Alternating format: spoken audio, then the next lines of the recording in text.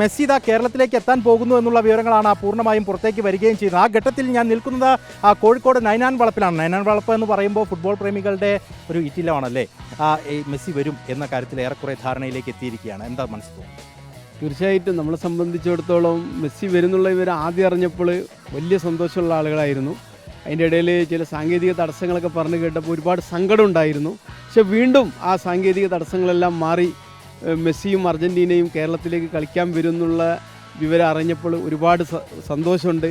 ആ വരവിൻ്റെ നിമിഷം എണ്ണി കാത്തിരിക്കുകയാണ് നമ്മളെല്ലാവരും. അങ്ങനെ തന്നെയാണ്.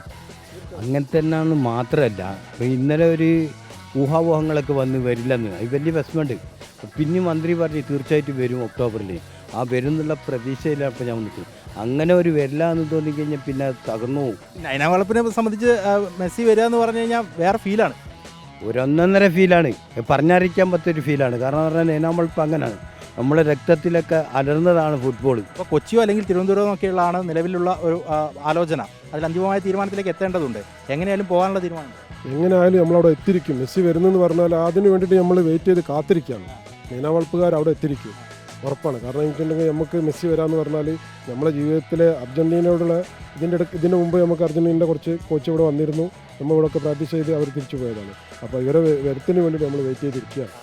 അതുപോലെ തന്നെയാണോ ഇപ്പം ഇനിയിപ്പോൾ ഇവിടുന്ന് യാത്ര ചെയ്തൊക്കെ പോകേണ്ടി വരും? അങ്ങനെയാണെങ്കിൽ പോകാനുള്ള ഒരു ആലോചനയിലേക്ക് എത്തിയിട്ടുണ്ടോ?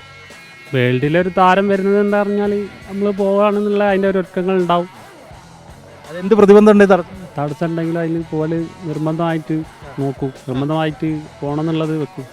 അവിടെ ജേഴ്സി ഒക്കെ എടുക്കുന്ന ഒരാളുണ്ട്, ഇനിയിപ്പം മെസ്സി എത്തുമെന്നുള്ളതാണ്. എന്താണ് ഒരു പോകാനൊക്കെ തീരുമാനിച്ചു കഴിഞ്ഞത്? തീർച്ചയായിട്ടും ഞാനൊരു അർജൻറ്റീന ഫാനാണ്. അതിനപ്പുറം ഞാനൊരു ഫുട്ബോൾ പ്രേമിയാണ്. അത് ഏതൊരു ഫുട്ബോൾ പ്രേമി ആഗ്രഹിക്കുന്നത് മെസ്സിയും റൊണാൾഡോ, പിന്നെ അങ്ങനെയുള്ള നെയ്മർ, ഇതുപോലുള്ള ഒരു ആളുകൾ കേരളത്തിലെത്തുക എന്ന് പറഞ്ഞാൽ വലിയ സന്തോഷമാണ്. നേരത്തെ ഞാൻ സംസാരിച്ച ബ്രസീൽ ആരാധകനാണ്. ഞാൻ ഈ ബ്രസീൽ ആരാധകനാണ്.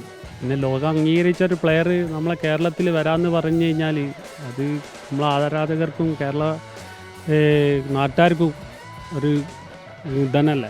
എന്തായാലും നൈനാൻ വളപ്പിന് ഇതാണ് പറയാനുള്ളത്. ഇതിപ്പോൾ ബ്രസീലായാലും അല്ലെങ്കിൽ മറ്റേതെങ്കിലും ടീമിൻ്റെ താരമായാലും ഒക്കെ അതല്ല പ്രശ്നം. അതിനപ്പുറത്ത് മെസ്സിയെ പോലെ ലോകം അംഗീകരിക്കപ്പെട്ട ഒരു താരം ഇവിടേക്ക് എത്തുമ്പോൾ അതിനെ ഹർഷാരവത്തോടു കൂടി സ്വീകരിക്കാൻ തന്നെയുള്ള കാത്തിരിപ്പാണ് നൈനാൻ വളപ്പും കോഴിക്കോടുമൊക്കെ നടത്തുകയും ചെയ്യുന്നത്. വീഡിയോ ജേർണലിസ്റ്റ് ബിനീഷ് ഷൊളോണയ്ക്കൊപ്പം reporter Deepak Malayamma, in reporter, Kozhikode.